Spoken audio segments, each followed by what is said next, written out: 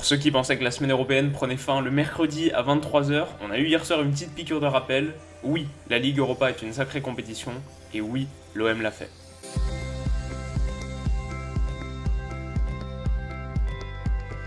Tout avait pourtant si mal commencé. Au bout de 70 secondes, Bruma ouvre le score pour Leipzig et honnêtement, moi à ce moment-là, j'ai cru que c'était fini, qu'on allait avoir une nouvelle démonstration du froid réalisme allemand et que c'était la fin des espoirs français en Europe.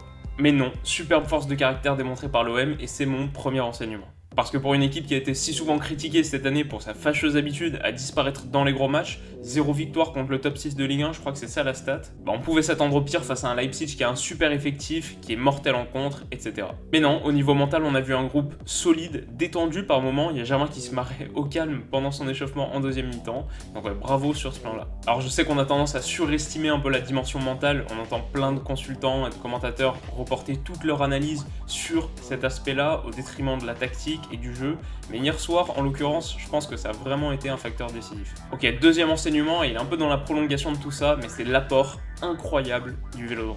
Du début à la fin, malgré l'énorme coup de froid porté par Bruma en tout début de match, quand même, faut s'en rendre compte, on a eu un stade en fusion qui a transcendé les Marseillais, mais je pense que ça a eu un effet encore plus négatif sur les joueurs allemands qui ont vraiment paru empruntés. Et c'est normal, parce que clairement, il y a des énormes ambiances en Bundesliga, oui, mais pas à Leipzig, qui est un club somme toute relativement artificiel, c'est un club un peu en plastique si on veut être caricatural, et je sais pas si vous vous souvenez de cette image de Timo Werner qui se bouche les oreilles dans le stade de Beşiktaş en Turquie, et qui doit même être remplacé parce qu'il en peut plus du vacarme, et pour moi c'est une attitude qui est vraiment parlante. Si le match retour est à l'extérieur, pas sûr que Marseille passe, je le maintiens, cette équipe de Leipzig a vraiment des sacrés joueurs, ça reste une belle équipe, mais hier soir le Vélodrome a fait toute la différence, et c'est quand même beau, c'est quand même kiffant, c'est la victoire de la passion. Dernière chose, dernier enseignement, c'est que pour la suite de la compétition, et je souhaite à l'OM d'aller le plus loin possible, mais il faudra garder les pieds sur terre, tout n'a pas non plus été parfait hier soir. Sur les quelques incursions de Leipzig, ils ont été menaçants. Exemple sur le but de Jean-Kévin Augustin, le deuxième, Naby Keita a juste avalé l'espace, il a perforé l'axe et il a atteint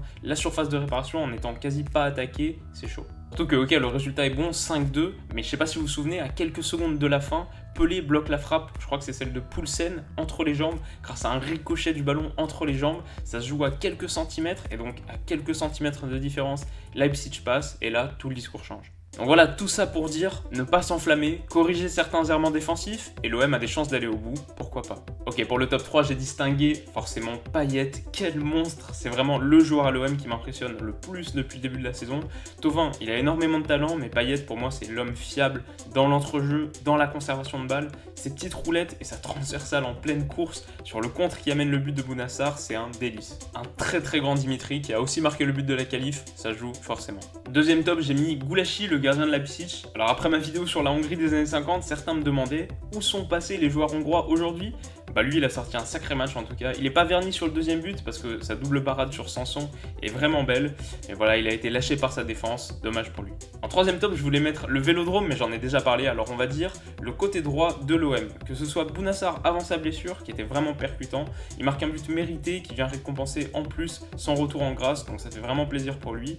Et ensuite, Hiroki Sakai qui le jour de ses 28 ans a marqué son premier but à l'OM. Je crois que c'est un joueur que les supporters marseillais kiffent vraiment, donc content pour lui aussi, même si son but était largement hors jeu. Mais bon, on va pas bouder notre plaisir, surtout qu'il m'a fait gagner 20 €.